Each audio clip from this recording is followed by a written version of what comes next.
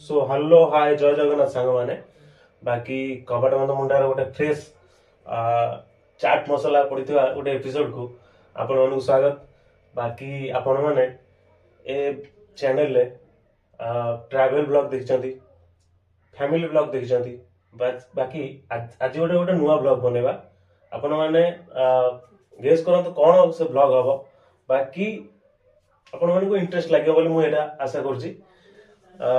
मो हाथ रंधा गोटे खाद्य माने गोटे फूड रेसिपी आज बनेबा। तो फूड सलाड आपण खाइथिबे।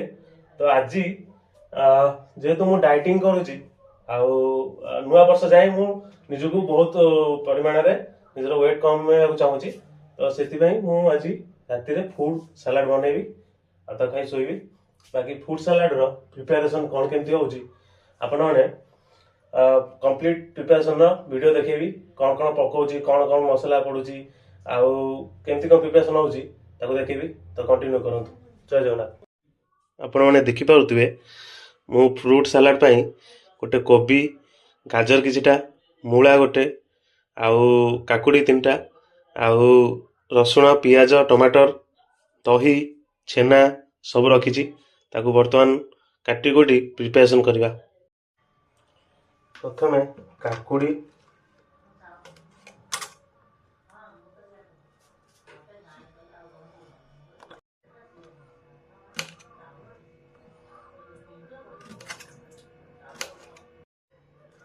टमाटर पाली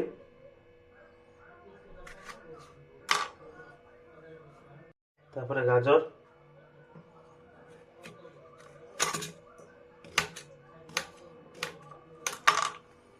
तापर कोबी पाली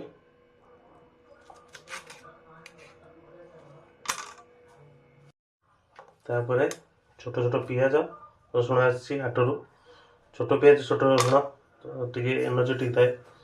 तो से गुड़ा काटिबा। प्रथमे किछिटा लुण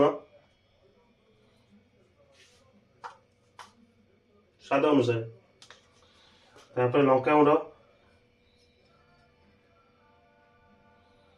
स्वाद अनुसार तापर चाट मसला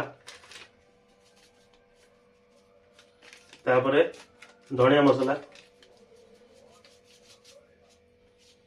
तापर चिकन मसला जहाँ मसला सब टे पकड़ तापर गरम मसला तापर टिके दही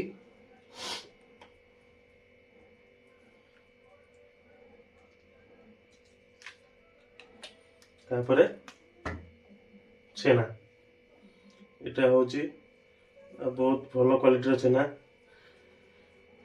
जाजपुर साइड रू आसुची भल छेना एटा। तापर चामच रे सब मिक्स कर दबा।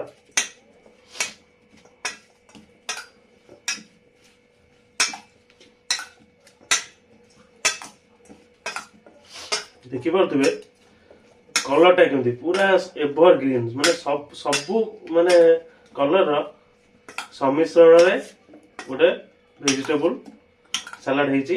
आउ ताको मु वर्तमान टेस्ट करी कहबी केमती लागुची।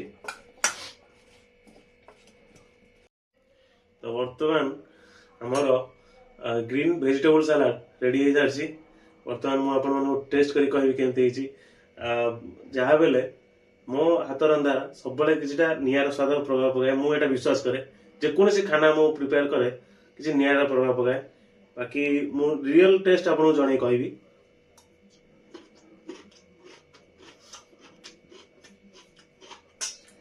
काकुडी गोटे खाइली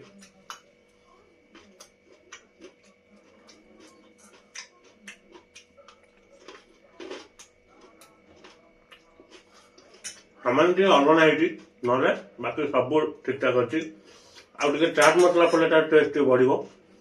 बाकी फैक्ट्री पटे बहुत भल तार देखिए तार कलरटा केमती छेना भी पड़ी छेना छेना दही भी पड़ी पियाज भी पड़ी ମୁଳା ପଡିଛି, ସବୁ ଜିନିଷ ପଡିକି ବନାଇଲି। ଆଜି ମୋ ଦେଖା ଦେଖି ଆପଣ ବି ଟେଷ୍ଟ କରନ୍ତୁ, ଘରେ ବନାନ୍ତୁ, ଘରେ ଟେଷ୍ଟ କରନ୍ତୁ, ତାପରେ ଜାଣିପାରିବେ ଆର ମହତ୍ଵ କେତେ କଣ। ବରା, ଗୁଲୁଗୁଲା, ଚପ୍, ସିଙ୍ଗଡ଼ା ଆକୁ ଖାଇକି ଦେହ ଖରାପ କରିବା ଅପେକ୍ଷା ତାକୁ ଖାଇକି ମହତ୍ଵ ଆପଣ ମାନେ ବୁଝିପାରିବେ। ତ ଥ୍ୟାଙ୍କ ୟୁ, ରହିଲି। ଜୟ ଜଗନ୍ନାଥ, ଶୁଭରାତ୍ରି, ଜୟ ଜଗନ୍ନାଥ।